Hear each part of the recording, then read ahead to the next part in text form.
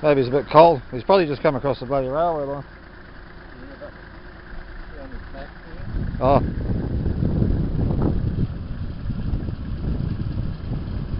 Oh, a tick or something, is it? An old injury, maybe.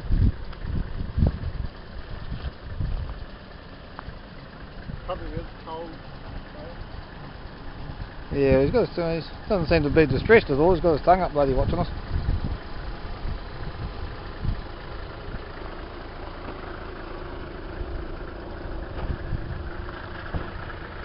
How quick to see things whip around.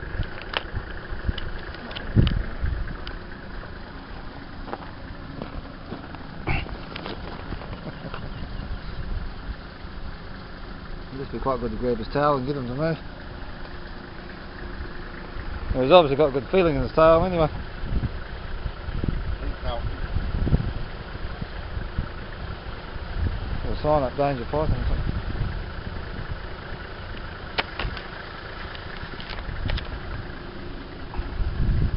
I think some of these things see this camera and they think it's a bloody great eye staring at them because they've been filming birds and butterflies, and as soon as you pull it out they start going silly on it.